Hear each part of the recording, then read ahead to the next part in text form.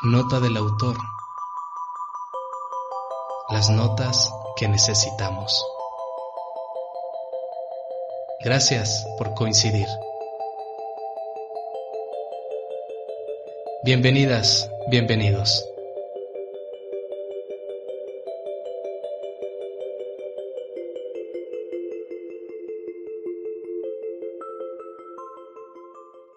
Desde que surgió el coronavirus en diciembre del 2019, no sé si ustedes se dieron cuenta, empezó a emerger una serie de conductas en todo el mundo, como que el miedo se apoderó de muchas sociedades. Luego llegaron aquellos viejos miedos milenarios que ha experimentado la sociedad, de que si se va a acabar el mundo, de que si se va a convertir en una pandemia. Eso fue como en diciembre, de que si va a llegar a México, de que si esto va a acabar con la humanidad. No sé si ustedes escucharon eso, o lo vieron o lo leyeron en internet, pero empezó a haber una especie de pánico. Aquí en México nos reíamos del coronavirus. La gente hacía memes y allá en China pues empezaban a experimentar la problemática, y luego empezaron a surgir teorías que si se creó en un laboratorio, que si es un castigo divino, que si es una peste, que si es una profecía de Nostradamus. A mí me llegó un meme donde hacían coincidir un montón de fechas y tómala, era profecía de Nostradamus. Entonces, este coronavirus tocó lo vulnerable que somos los seres humanos.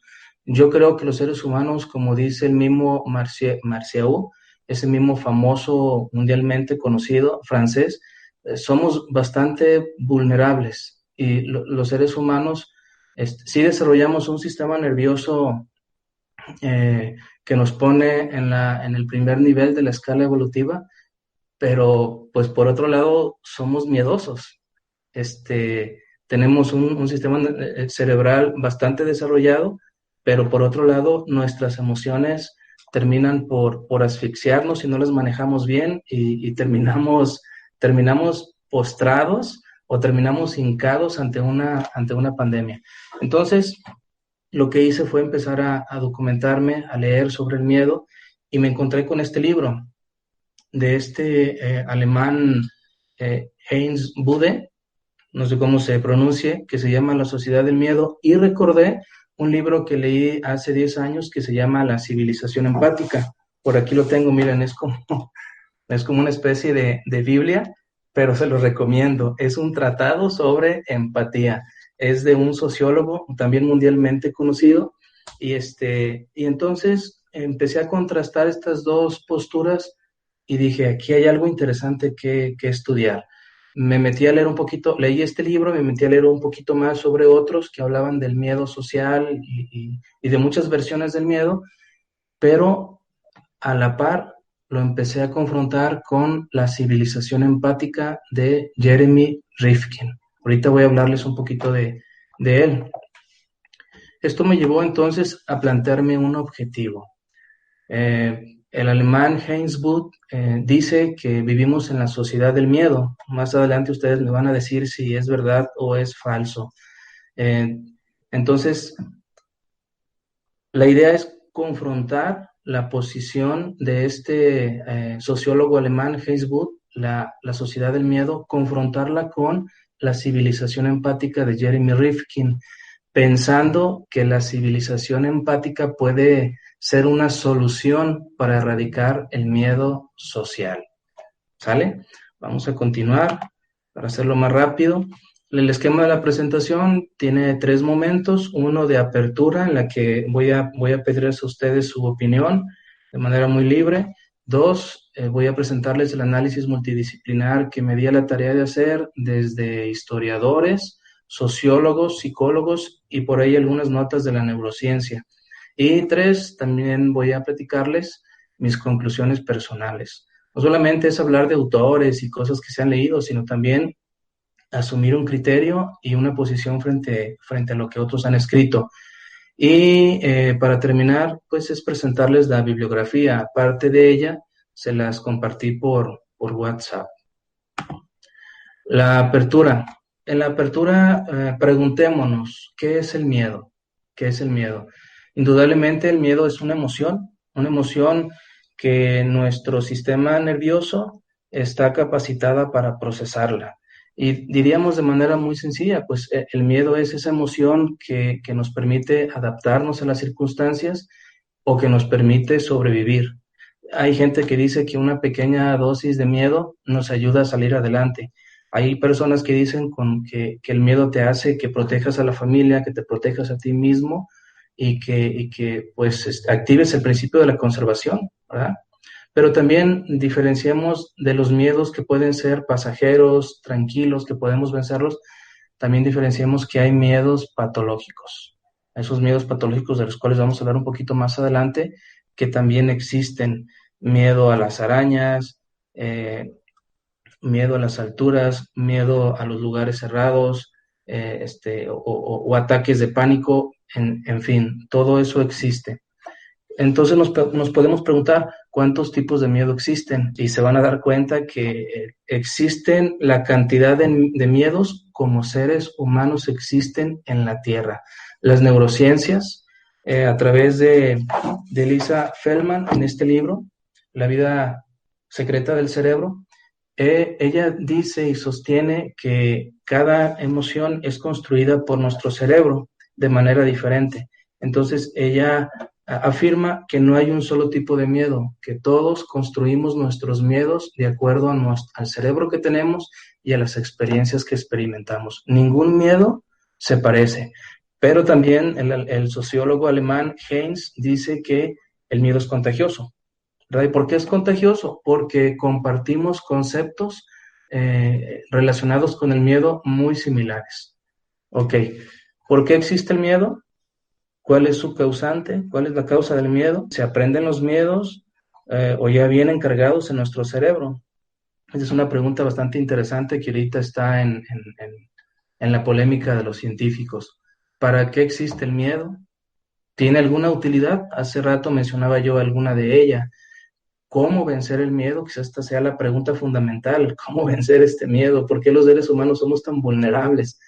Ayer yo veía un video donde aparecen gatos asustados. Van caminando gatos sigilosamente y de repente alguien los asusta y dan un salto gigantesco. Todos hemos visto algo de eso. Pues yo creo que el ser humano también es igual, ¿no? Vemos en las noticias que Donald Trump y China traen un problema o quieren generar un problema comercial y de repente nos asusta. ¿Qué va a pasar? ¿Va a haber otra tercera guerra mundial? ¿O alguien dice que vamos en la cuarta? En fin, somos muy vulnerables. ¿Hay miedos individuales o solo colectivos?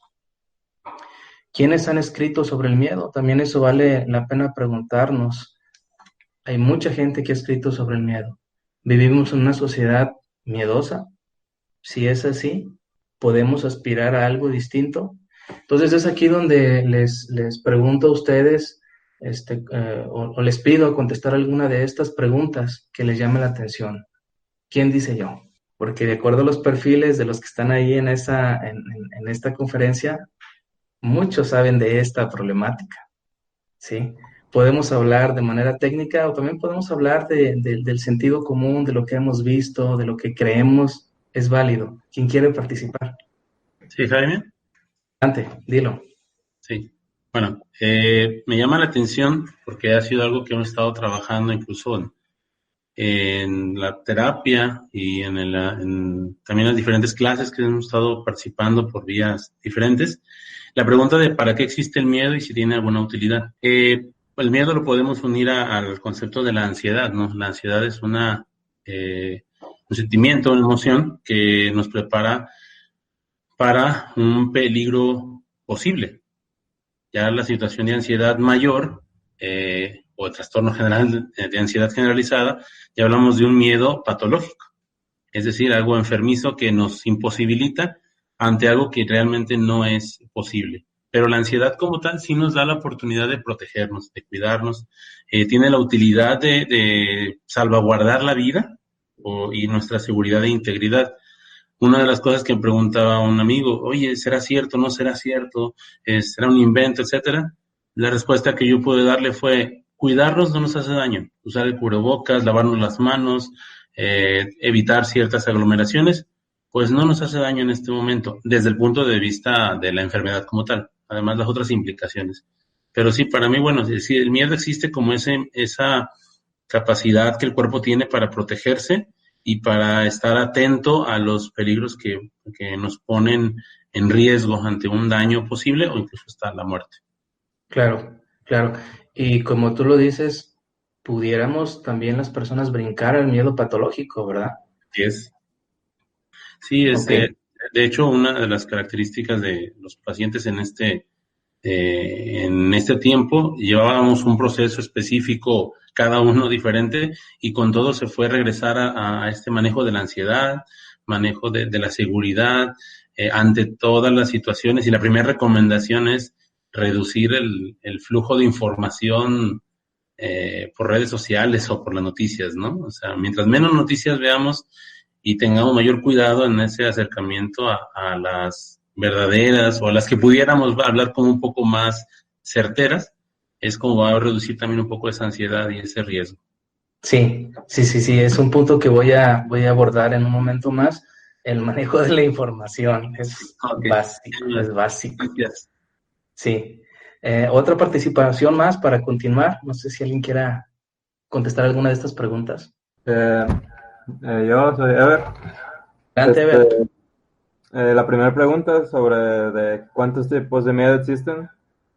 Yo lo relacionaría también con las neurociencias. Había estado leyendo un libro donde comentaba una lista pues de 20 necesidades básicas y yo siento que de la necesidad surge el miedo. Y ahorita al estar en sociedades más complicadas, volvemos al pasado, a miedos más reptiles, miedos más básicos, y a veces no los identificamos y por eso mismo no sabemos cómo tratarlos y acabamos en pues problemas con nosotros mismos o en la sociedad misma. Sí, qué interesante. El miedo relacionado a las necesidades. Qué interesante está esa propuesta. Creo que también en un ratito más vamos a abordar algo parecido a eso.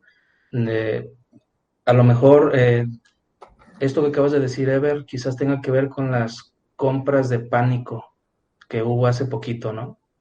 La gente Sí, quería acabar con todo lo que había en los almacenes comerciales y responde a necesidades.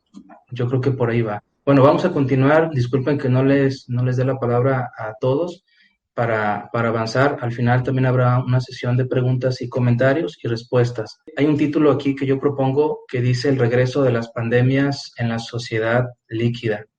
Esto de la sociedad líquida es muy importante. Dice Byung, este filósofo surcoreano radicado en Alemania, y Harari es un doctor israelí, estudió en Estados Unidos y se fue a vivir a Israel, por allá en la Universidad de Jerusalén, da clases. Ellos decían, Byung en el 2012 decía que toda época tiene sus enfermedades emblemáticas y que en una generación nos dieron en la torre las bacterias, pero surgieron los antibióticos y se resolvió el problema, ¿verdad? Y luego, bueno, también comenta él mismo, Byung, que cuando se presentaron los virus, también el ser humano las aplastó con la técnica inmunológica, con las famosas inyecciones o tratamientos que ha habido. Entonces, el ser humano ahí se erguía como un ser humano poderoso que había dejado atrás la etapa bacteriológica, bacteriana y la virulenta. Y Harari, en su libro Homo Deus, dice lo mismo: vencimos la peste, el hambre y la guerra. Y la peste se refiere a lo mismo que decía Byung y lo sostiene en sus 400 o 500 páginas de su libro. Pero la sociedad es cambiante. Ahora regresaron las pandemias. Entonces, estos dos pensadores que ahorita son referentes mundiales, ¿dónde quedan? ¿Dónde queda su opinión? Y yo creo que lo que salva a la opinión de estos dos autores es lo que dice Bauman. Ahí lo están viendo en el 2013. Él dice que vivimos en una sociedad líquida. Yo creo que el argumento de Bauman es en el que pueden encontrar refugio Byung y Harari. ¿A qué se refiere la sociedad líquida? Dice aquí abajo, la sostenibilidad de las ideas, que las ideas se sostengan en la actualidad.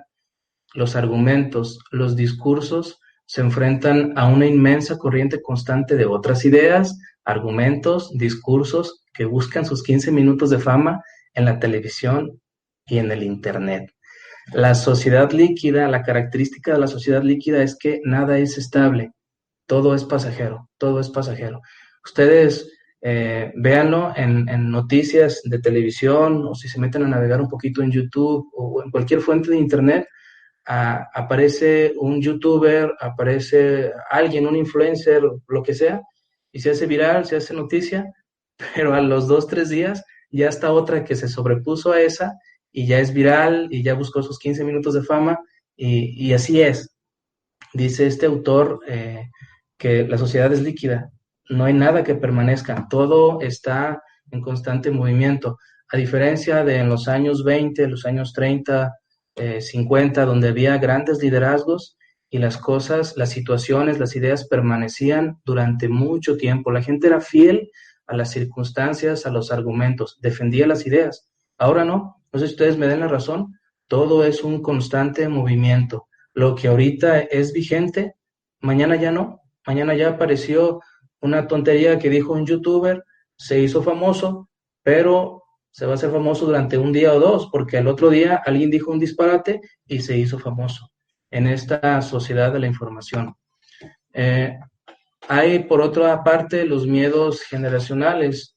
Dice Marina, filósofo español en el 2006, que la generación de los baby boomers, la generación X, millennials, generación Z, generación Y, ahorita le llaman, no sé qué generación le llaman, todos bautizan a las generaciones como se les da su gana, pero cada generación ha experimentado miedos sociales. A la par de los miedos patológicos que existen, como lo dijo Julio hace un momento, que son reales, que ahí están con el tratamiento psiquiátrico,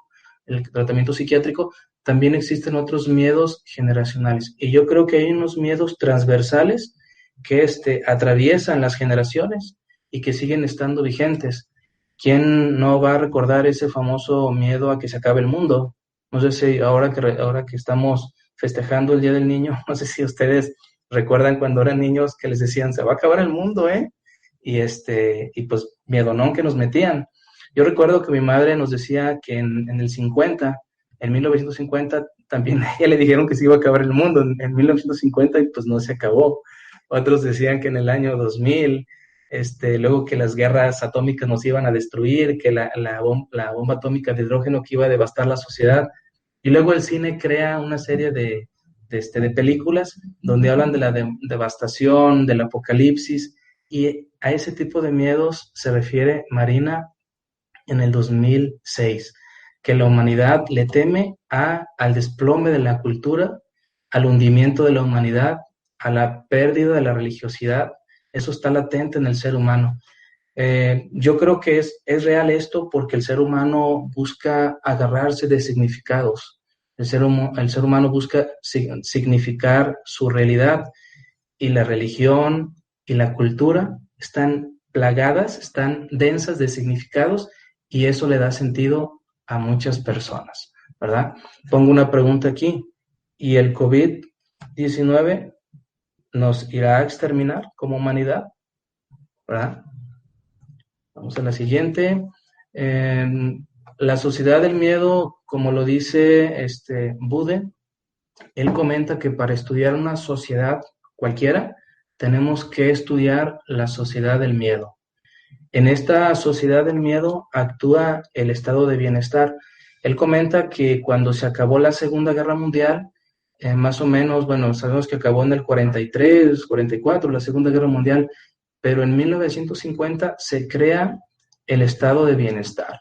El estado de bienestar, su función de este estado es dirigir la conducta de sus ciudadanos. Recordemos que la humanidad venía del fascismo derrocado, el fascismo italiano fue hecho pedazos, Luego el comunismo, por ahí que medio se sostenía, pero luego vence el capitalismo liberal.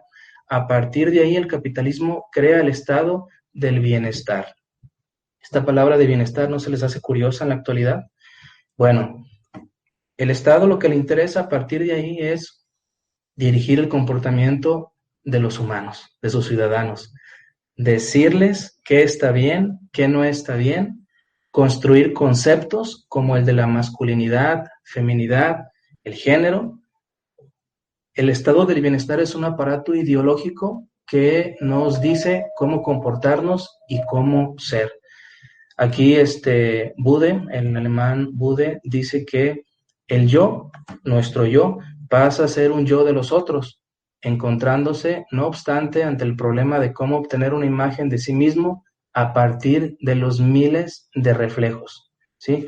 El yo, nuestro yo se diluye en esta sociedad tan compleja y donde quiera nos vemos, donde quiera nos identificamos y no logramos nuestra propia autonomía. Y dice este sociólogo alemán que eso da miedo, no autodefinirnos genera una situación de miedo interior. Rifkin, en el 2010, que escribió La civilización empática, dice, el yo teatral en la sociedad de la improvisación. Estamos actualmente en una sociedad de la improvisación. Todo el mundo quiere improvisar, todo el mundo quiere crear videos, todo el mundo quiere hacerse rico. Bueno, no todo el mundo, pues, pero una gran parte de la sociedad, y aparece el yo teatral. Todo el mundo queremos salir en escena. Y yo creo que en este momento, pues yo también estoy queriendo salir en escena, ¿verdad? Es parte de la condición social que vivimos, el yo teatral. Antes era pienso y luego existo, recuerdan a Descartes, ahora es me conecto y luego existo. Si no, pregúntenle a un adolescente cuando se le acaban los datos, casi se vuelve loco. La noción de qué es lo que los demás piensan de mí y qué es lo que piensan, que uno piensa de ellos, pasa a ser una fuente de miedo social. Qué interesante está esta cita de Bude. Ahora subimos un contenido a YouTube, ya sea una publicación en Facebook, Instagram, Twitter o cualquier plataforma, y estamos a la expectativa de ver quién opinó, a ver qué dicen. Y aparte de las opiniones, vemos las opiniones y eso nos mueve y nos frustra o nos da valor, nos levanta la autoestima o nos sentimos derrotados. Entonces, ahí aparece el yo teatral, buscando los comentarios del exterior. Dice Bude, eso crea un miedo social, una inconsistencia en el ser humano. El mundo global ejerce una gran presión sobre nosotros. Esto también lo comenta Harari en el 2019, el año pasado. El mundo global ejerce presión ante nosotros. Esta sociedad, entonces, el resultado de esta sociedad es que pare o su hijo es una sociedad, sus hijos son una sociedad de enfermos mentales, que no saben quiénes son, que han perdido libre albedrío y que pueden experimentar miedo de muchas formas. Pongo aquí esta frase. Ahorita entonces somos una sociedad que está de rodillas frente al COVID-19.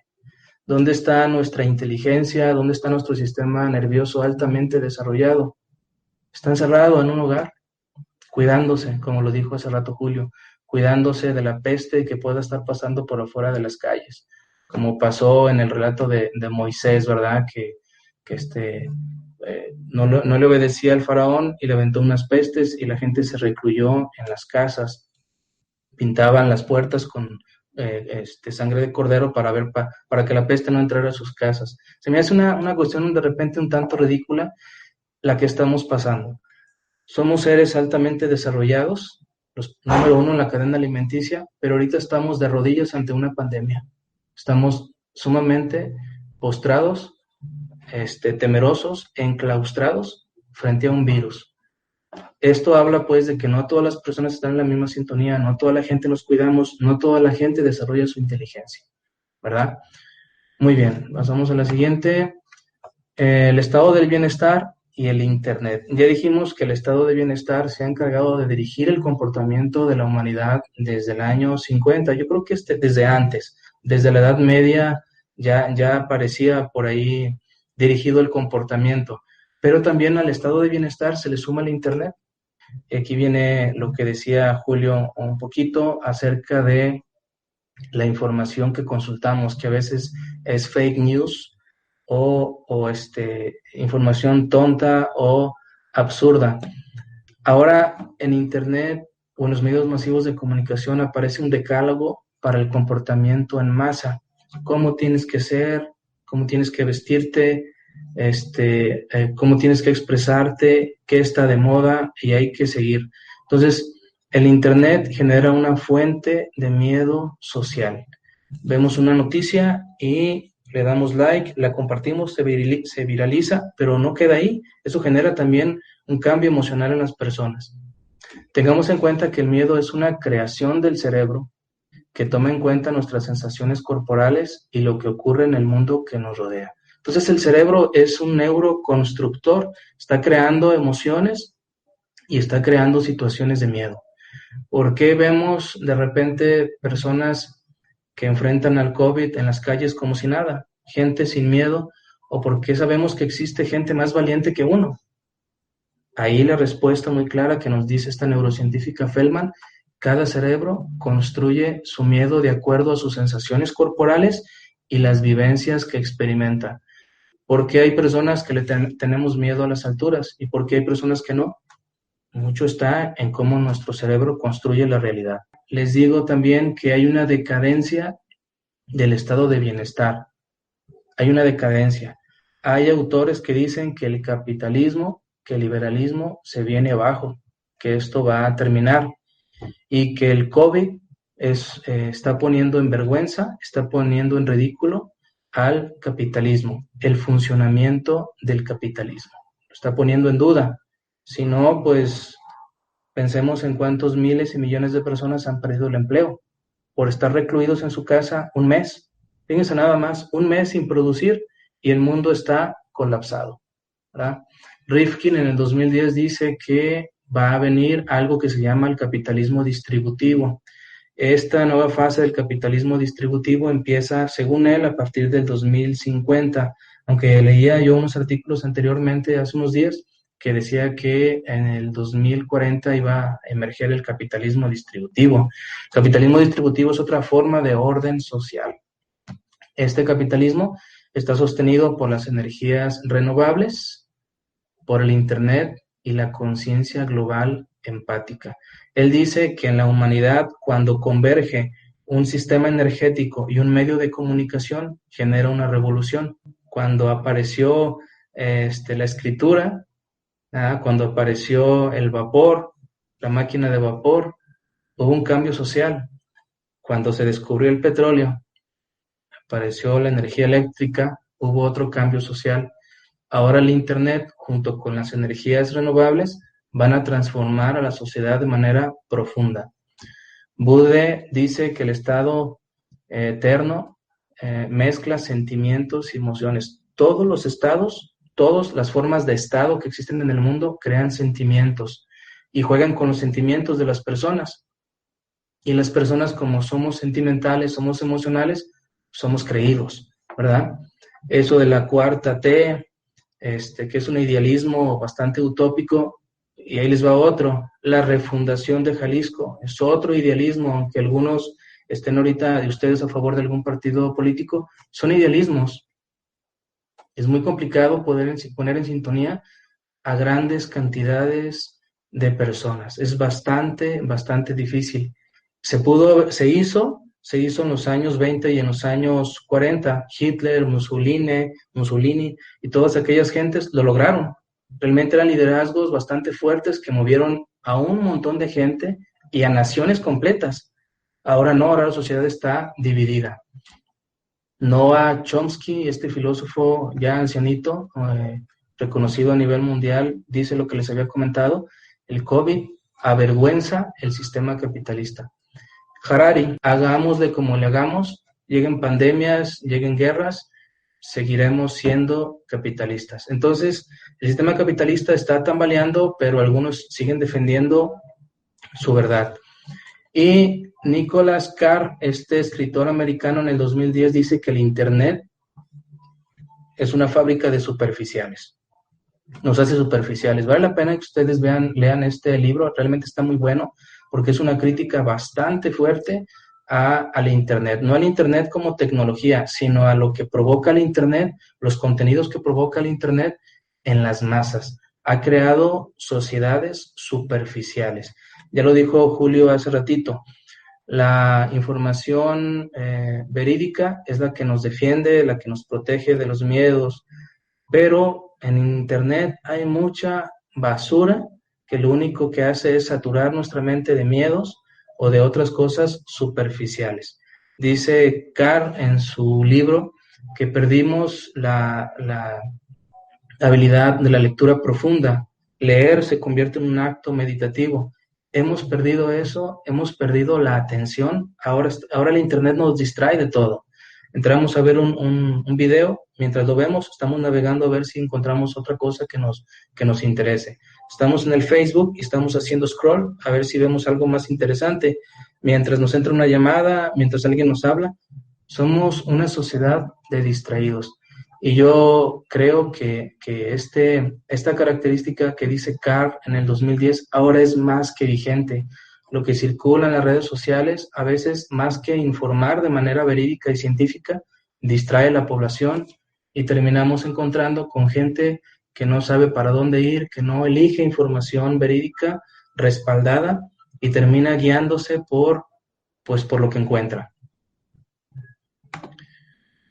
Ahora sí, la civilización empática. Rifkin, como lo había comentado en el 2010, dice que cuando coinciden las invenciones de la energía, los medios de comunicación, las sociedades se transforman, ya lo había comentado. Aparece el capitalismo distributivo, que es la antítesis o que es lo contrario al capitalismo. Aparecen las energías renovables, que es lo contrario al petróleo. Dice Rifkin que en 2050 el petróleo va a colapsar, que se va a acabar del planeta y van a aflorar las energías renovables. Y junto con esto, él le da un peso muy importante al Internet. Dice que el Internet nos ha constituido en una sociedad cosmopolita, donde hay ya mucha migración, el turismo dio un salto gigantesco, ha habido mucha cooperación local, nacional, internacional, apareció el concepto de derechos humanos con mayor fuerza, la protección de los animales, la igualdad, la libertad de expresión, la conciencia ecológica, las expresiones del arte. Es decir, el Internet es un parteaguas que está comunicando a la sociedad. Yo creo que esto no es complicado de asimilar, lo sabemos todos. No es difícil ahorita saber lo que está ocurriendo en China. No es difícil saber lo que ocurre en cualquier parte del mundo. Podemos navegar, hasta podemos ver en video, en tiempo real, cámaras de Venecia o de otras partes del mundo. El mundo está interconectado y eso está generando un cambio social impresionante. La especie humana, dice Rifkin, nunca se había considerado como una gran familia. Para los que estén fuera de contexto, pues la empatía, en palabras muy sencillas, es ponerse en el lugar de la otra persona, ver o sentir o experimentar lo que la otra está experimentando. Entonces, Rifkin cree que podemos llegar a ser una gran civilización empática, de cooperación, solidaridad, ayuda, apoyo, ¿verdad? Y que eso puede salvar a la humanidad del miedo, de la catástrofe y de la autodestrucción. Pero como aquí lo digo, el vínculo empático es esencial. Carl Rogers, en el libro El proceso de convertirse en persona, él explica su forma de trabajar con el paciente a través de una hipótesis. La hipótesis dice, ¿cómo yo puedo establecer una relación con mi paciente para que mi paciente se sirva de ella y salga adelante y desarrolle su potencial? Y en conclusión habla del vínculo empático. Entonces la terapia centrada en la persona, esta forma de terapia está basada en el vínculo empático. Y todo su libro habla de eso. La psicología positiva de Seligman también nos habla de esto, lo importante que es el vínculo entre las personas. La empatía hay que desarrollarla desde que somos niños. Los obstáculos de la civilización empática. Podríamos construir una civilización, todo el mundo, de manera empática, podríamos establecer lazos con el vecino, con la vecina, con los demás municipios empáticos que permitan mostrar nuestra humanidad, mostrar lo más íntimo que somos. Podríamos crear esos lazos que después esos lazos generan solidaridad, cooperación, como lo que estamos viendo ahorita en las noticias. Tanta gente que está compartiendo despensas, tanta gente que está ayudando a otra gente. Ahí se crean, ese es el resultado de los vínculos empáticos. La empatía nos permite ayudar a la otra persona. La sensibilidad empática no se da por igual, eso también hay que tenerlo en cuenta.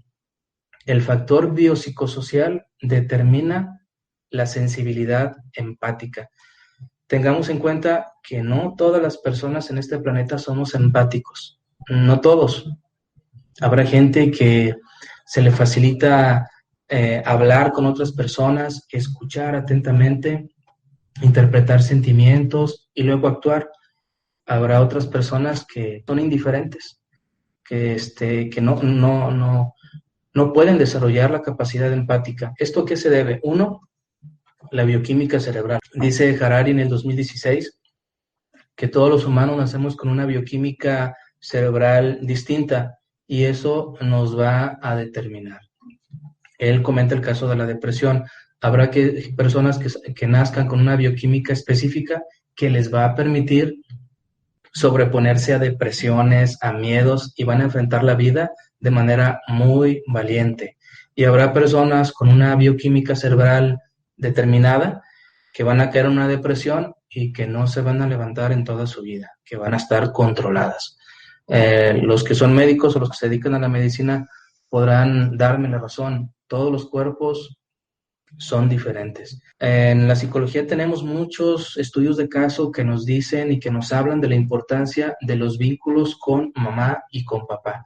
Es ahí donde aprendemos en mucho a ser empáticos. La vida emocional de las personas depende mucho, querrámoslo o no, de la infancia, de lo que nos dijeron nuestros papás, de cómo nos educaron emocionalmente. Eso también va a determinar nuestra facilidad para empatar con las demás personas. Y por último, la sociología. Dicen las neurociencias que el mundo exterior ayuda a cablear el cerebro, es decir, la cultura, la sociedad ayuda a construir emociones y a construir nuestro cerebro. Por eso hay diferencias de cultura a cultura. Hay gente que vive en otra región del planeta que son muy valientes o que tienen ciertas emociones muy aprendidas de acuerdo a su contexto, y habrá otras culturas que no es todo lo contrario, pero que viven de manera diferente. La cultura moldea nuestro cerebro. Lo que podemos decir en otras palabras, la cultura moldea nuestro comportamiento. Estamos ante una empresa difícil. Yo creo que la civilización empática es una utopía como tal. Sincronizar a la humanidad en torno a esta idea creo que es bastante difícil, pero en determinada medida yo creo que la empatía es una buena medicina para vencer algunos miedos contagiosos, como el COVID-19 u otros que se han colado generación tras generación. La idea de Rifkin yo creo que no es mala, es bastante buena, pero en nuestra sociedad líquida en la que todo está cambiando, nada permanece, sí puede ser una gran medicina, y lo estamos viendo en televisión, como lo dije hace rato, de gente empática que va y ayuda a otras personas. Bien, ya vamos a acabar. Conclusiones personales. Aquí viene lo interesante.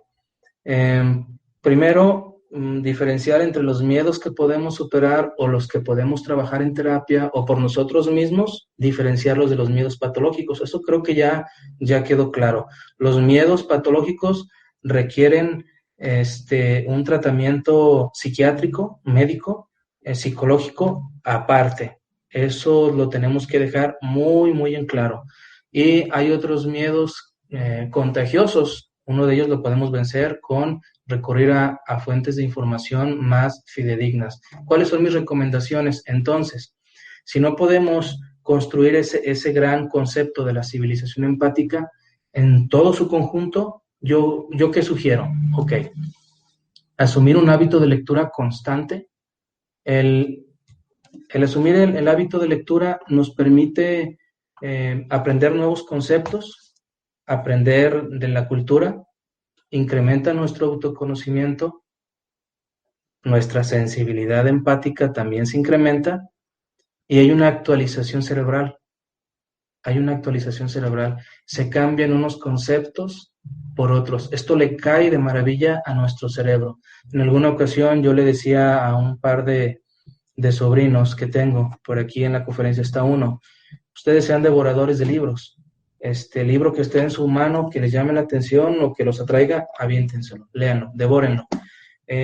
Yo distingo desde un punto de vista muy particular entre dos tipos de lectura. La lectura de la literatura, las novelas, los cuentos, que para mí son textos relajantes, pero que me nutren de sabiduría.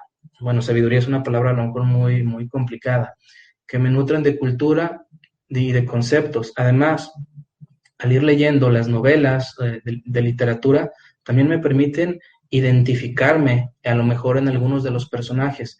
Leo un libro de esta categoría y me sensibilizo con la historia hasta que la termino y me deja algo.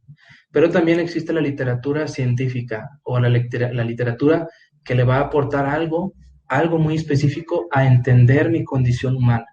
Y también dentro de esa literatura, libros científicos que le van a abonar a mi formación profesional o a los intereses que yo tenga. Entonces, es muy bueno leer. Nicholas Carr, yo lo decía al principio de la ponencia, nos dice que leer un libro se puede asemejar a un proceso de meditación. ¿Sí o no? Estamos leyendo, estamos ensimismados en la lectura profunda. Estamos de acuerdo, estamos en desacuerdo, pero es un acto de meditación. Carl dice que hemos perdido eso. Ojalá y podamos recuperarlo. Entonces, recurrir a fuentes de información, estimular el hábito de la lectura, nos ayuda a vencer los miedos. El conocimiento nos da poder y nos da seguridad. 2, practicar la sensibilidad empática. Ahorita hay un panorama gigantesco para experimentarla todavía más, apoyando a los demás, cooperando, siendo solidarios. Eso es una forma de practicar nuestra sensibilidad empática. Si a lo mejor tuve una educación emocional muy distante, muy fría, muy sui generis, este momento que vivimos es un momento para entrenarnos y para estimularla. La sensibilidad empática diluye el miedo, lo termina. Cuando yo ayudo a alguien, le ofrezco valentía, me siento bien, la persona también. Cuando estamos juntos nos sentimos más fortalecidos. Crea la unión, crea el altruismo, la sensibilidad empática, crea la compasión, crea la solidaridad, la cooperación, la bondad, la gratitud. Fíjense bien, la empatía despierta ciertas reacciones buenas para la humanidad. La sensibilidad empática, practiquémosla. 3, tomar un proceso terapéutico. Es válido. No está muy, muy de moda esto. Los psicólogos seguimos un poquito siendo como los bichos raros de la ciencia, pero es muy válido ir a buscar a alguien que me ayude a avanzar por este camino, a superar mis miedos o a desarrollarme mejor como persona. Todas las terapias, todas funcionan. Ahorita no voy a decir cuál es la mejor ni cuál es la peor. Todas funcionan. Todos los procesos terapéuticos, todos los enfoques terapéuticos en lo que coinciden, en lo único que coinciden de manera importante y trascendente es que buscan mejorar la calidad de vida de las personas. Entonces hay que ir a un proceso terapéutico. 4, hacer yoga y meditación. Nos ayuda a entrenar nuestra atención. De tenerla dispersa afuera, nos ayuda a focalizarla en el interior y ubicar nuestras verdaderas necesidades, así como lo dijo hace ratito Ever. 5, practicar el buen humor. Budde cita a un autor, ahorita no recuerdo su nombre. Budde es el sociólogo que habla de la sociedad del miedo. Cita a este autor que comenta que en la Edad Media la gente utilizaba el buen humor para calmar sus miedos. Fíjense qué interesante, qué interesante. En la actualidad, bueno, pues están los memes, hay infinidad de videos en internet. Reírnos de nosotros mismos, ir a una fuente de video, literatura, no sé, y reírnos, calma el miedo. De esto puede hablarnos suficiente el famoso Patch Adams y toda la corriente de la psicología positiva. Cómo el reír calma el alma, calma los sentimientos, nos pone en otra sintonía. Cuando reímos no hay miedo. Por último, me encontré hace 2-3 días a estos 3 autores, al primero que cité, Harari y Byung, que decían que habíamos superado la etapa bacteriológica y la etapa de los virus, ¿verdad? Y ahorita yo creo que se retractan. Este autor eslovano, no he leído acerca de él, pero dicen que es de los más críticos y fregones que hay en el mundo. Él dice, la sociedad alternativa al Estado-Unión. Dice que el COVID-19 está creando una sociedad alternativa que nos va a llevar a la unión. Un virus, él le llama un virus ideológico, el COVID-19.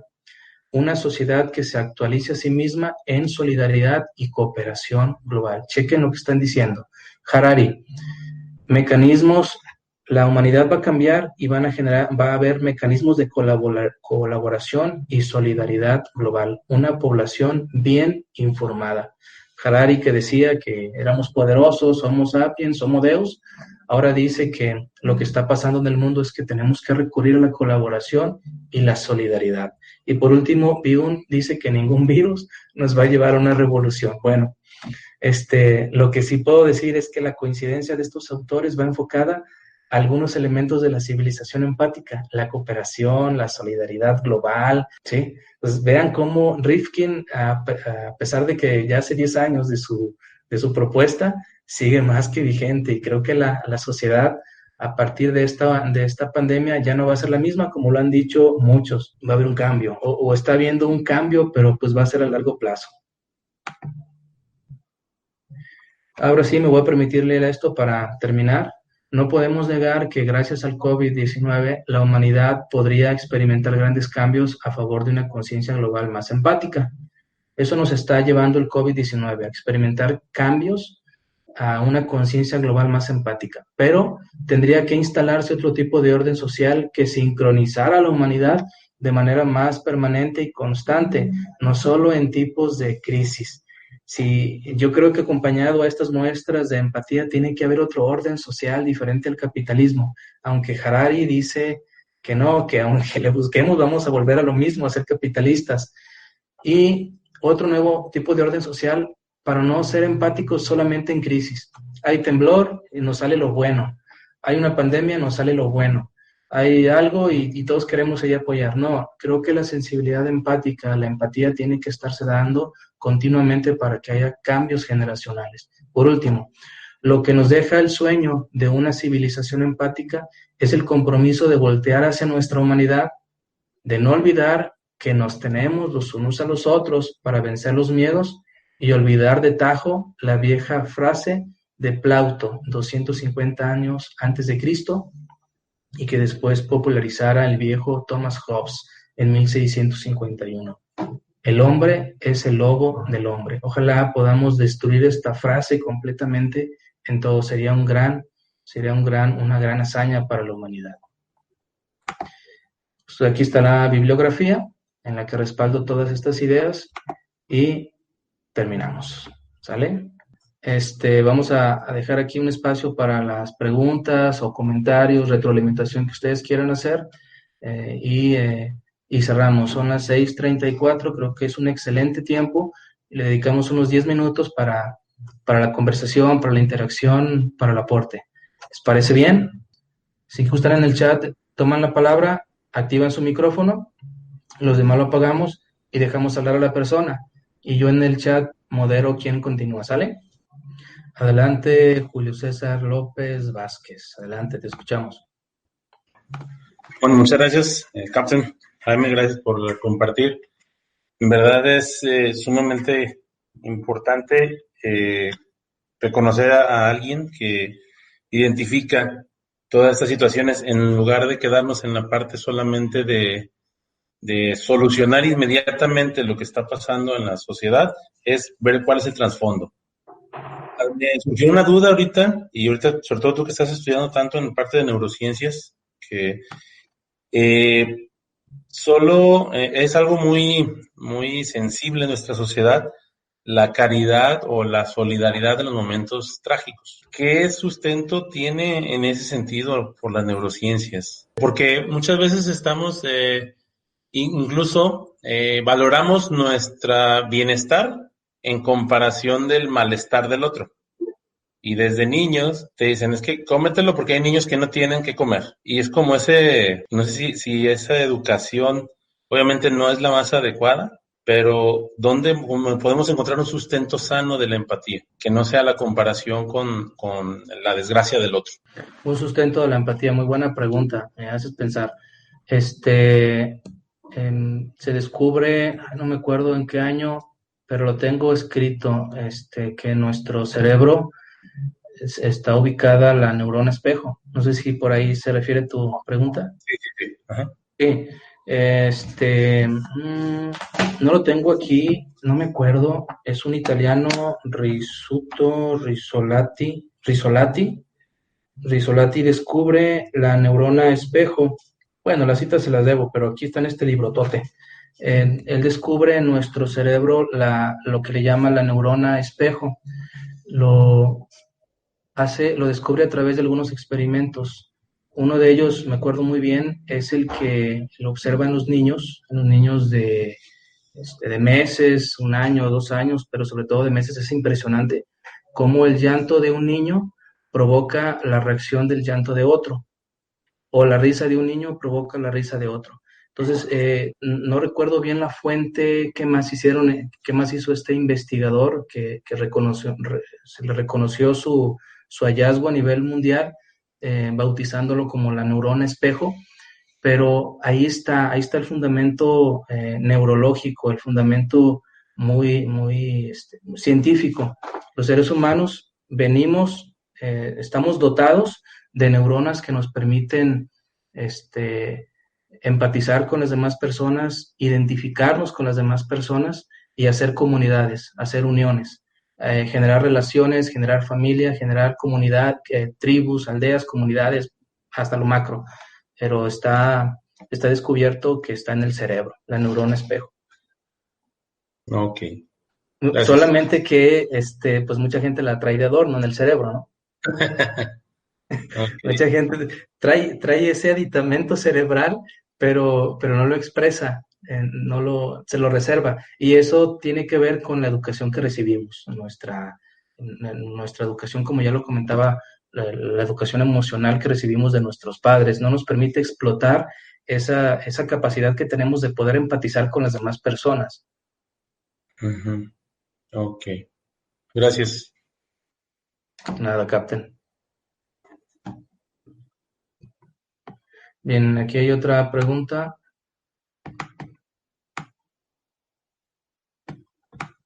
Aquí niveles abajo. Tengo una pregunta, va por aquí, de Iván. ¿Cómo el ser humano identifica su propio miedo en el miedo del otro? Considero que debe haber una experiencia común que haga que ambas personas reconozcan sus antecedentes y puedan llegar a generar un miedo colectivo. Ahí está. Bueno, ahorita cito lo que comentaba la neurona espejo, ya me lo puso aquí Ever, Giacomo Risolati, el descubridor de las neuronas espejo. Bien, lo que dice Iván, ¿cómo el ser humano identifica su propio miedo en el miedo del otro? Lo respondo con este libro que les comentaba hace ratito, de La vida secreta del cerebro. Ella dice que los conceptos, lo que nos permite identificar el miedo en mí y en la otra persona, los conceptos. Si, por ejemplo, vamos a China, a Japón o a otro país, ellos van a tener otra definición de miedo y va a ser muy complicado poder captar su miedo.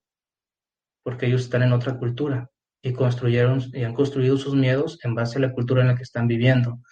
Nosotros aquí en México compartimos muchos conceptos y ese compartir nos permite identificar y decir, esa persona tiene miedo. En conclusión, pues, es el compartir conceptos. Eso es lo que nos permite empatar con las demás personas. Como lo dije anteriormente, si bien no hay ningún miedo que se parezca, todos los miedos son construidos de diferente manera, sí hay conceptos comunes en la sociedad que nos permiten ser empáticos. Sí, la semántica. Así es, Iván, la semántica. La semántica. De hecho, el libro que les vuelvo a comentar, dice que a través de la lectura leamos mucho para que nuestro cerebro se actualice constantemente y cambie unos conceptos viejos por unos nuevos. ¿Cuántos de nosotros no hemos vivido la experiencia de que cuando leemos un libro ya no somos los mismos? A mí me ha pasado eso. Leo un texto que me cambia la percepción de algo, entonces ya actualicé ahora sí, mi base de datos neuronal, ya la actualicé, ya tengo información distinta y eso me permite tener otra percepción de la realidad un tanto diferente a los demás.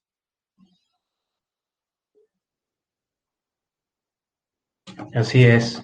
El lenguaje y sus características generan la empatía, también de emociones. Muy cierto.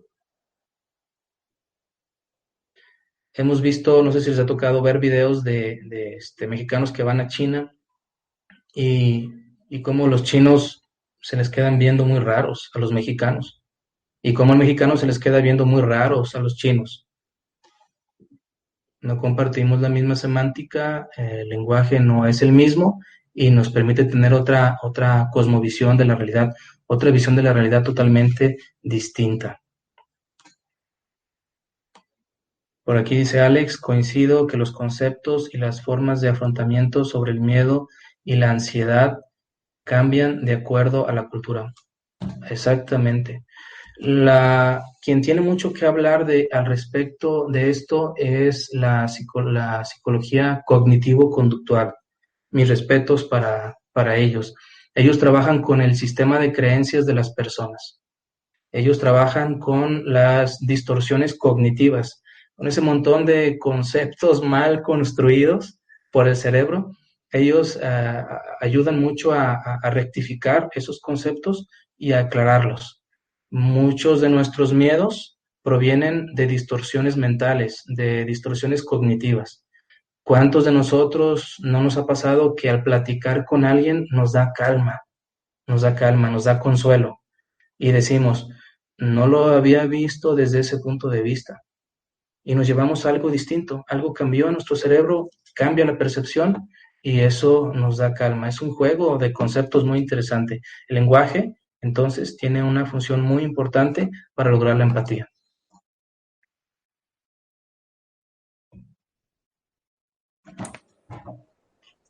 Bueno, en concordancia con todo esto que están hablando, precisamente creo que Václavic, desde la teoría de la comunicación humana, ¿verdad?, plantea precisamente esta parte, esta creación de la realidad. Y entonces creo que en este contexto, cada cultura está generando una realidad diferente y está viviéndolo desde una realidad común, pudiéramos decir, de acuerdo a cada cultura, ¿no? Entonces, bueno, creo que va muy de acuerdo con esto que has comentado, Jaime, de cómo estos conceptos, esta semántica que se está manejando, está generando cambios importantes en la forma como se está viviendo y experimentando el miedo, ¿no? Me llama la atención esto que compartiste de Rifkin, dice del capitalismo distributivo. Sí. Creo que mencionabas que estaba planteado como un cambio, como una visión al 2040. 2050, algo que viene. 2040, 50, ajá, y yo cuestionaría, ¿qué tanto esta situación, esta pandemia logrará acelerar este proceso? Y digo, esto lo veo como un punto que pudiera ser favorable, ¿no? Toda esta parte de la vivencia de tener que retirarte de lo social, de la parte, pues, este capitalismo, a vivir de acuerdo a tu necesidad, de acuerdo a tus sensaciones, te digo, así como puede generar también repercusiones negativas, pues yo lo veo como como un punto que pudiera ser muy favorable, ¿no? El retirarte de el consumo, el retirarte incluso de la rutina para estar en ti, para estar contigo, y contigo, bueno, no nada más es tu persona, sino tu entorno cercano, que es la familia, ¿no? Sí. Digo, a mí me llamó la atención porque, bueno, esta reacción empática también yo lo veo como una reacción adaptativa, ¿verdad? Sí. Y creo que, bueno, también es otra situación que Sí. va con concordancia con el miedo, ¿no? El miedo yo lo veo como una reacción adaptativa. Sí, sí, sí, es cierto. Y como yo lo comentaba en mis conclusiones, esta situación que vivimos nos está haciendo que volteemos a nuestra humanidad, a recordarnos que somos seres empáticos al final de todo, somos empáticos. Y se ha tomado una decisión muy drástica de recluirnos, de aislarnos en los hogares, de escondernos en las casas, casi, casi. Hay una frase del filósofo Kierkegaard, este filósofo existencialista, eh, que dice que la única certeza del yo es que está solo, que vive solo y solo se va a ir. Y también otra certeza de ese yo es que ese yo tiene que enfrentar la vida por sí mismo, tiene que salir adelante por sí mismo, y eso le aterra. Entonces tiene que refugiarse en los demás, tiene que ser acompañado con los demás. Ahora que que estamos recluidos en nuestros hogares, como tú lo comentas, es una valiosa oportunidad para girar la mirada hacia nosotros, y ver qué está ocurriendo, qué pasa con nuestra individualidad en este contexto, con esa individualidad. Pero ¿qué ocurre? Los medios de comunicación pues nos sacan de esa meditación personal y estamos encerrados, pero estamos conectados con el mundo. Es una cuestión media curiosa, ¿no? Y también coincido con eso, que esto que está ocurriendo va a acelerar o va a ayudar a hacer algunos cambios sociales, no sé si a mediano o largo plazo. Bueno, pues son las 6:50. No sé si haya algún otro comentario. Puede ser comentario, pregunta, lo que ustedes gusten. Si no hay, para cerrar. Sí, nada más, abonando esto que mencionabas, creo que una de las recomendaciones principales de lo que es la higiene o la salud mental en estos tiempos ha sido precisamente el desconectarte de las noticias, ver lo fundamental, lo básico, para poder estar contigo, ¿no? Sí. Me parece. Nada más. Sí. Alguien recomendaba noticia que ver las noticias en la tele, perdón. Alguien recomendaba en la tele que ver las noticias 2 veces al día, y con eso bastaba. Para no llenarnos de tanta información, de tantas noticias, que los desempleados, que el mundo, que los que atacan a las enfermeras, todo ese tipo de situaciones que ocurren en otros países o aquí mismo, no atiborrarnos y atender lo más próximo, lo que está más cerca de nosotros. Bien, pues entonces vamos a terminar aquí. Yo les agradezco muchísimo el haber participado, el haberse unido a esta ponencia, a esta reflexión. Me sentí muy a gusto platicando mis ideas. Va a haber más momentos para charlar. Tengo otras ideas de abrir no tanto el término de videoconferencias, sino provocar una sesión que se le llame charla, en la que podamos compartir puntos de vista sobre un tema determinado y no simplemente alguien que venga y exponga sus ideas. Creo que también eso podría ser muy, muy enriquecedor, platicar sobre algún tópico en particular. Yo estoy muy a gusto con ustedes. Seguiré promoviendo algunos eventos de este tipo a través de mi página web, Nota del Autor.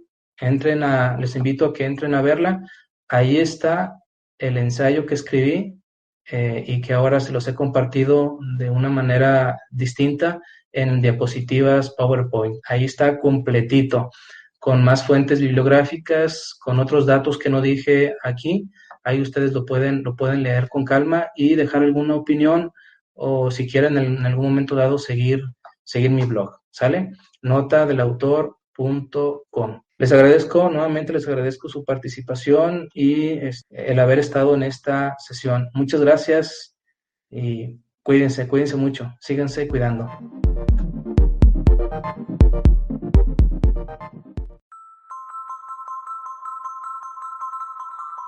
Gracias por escucharnos. Hasta la próxima Nota del Autor.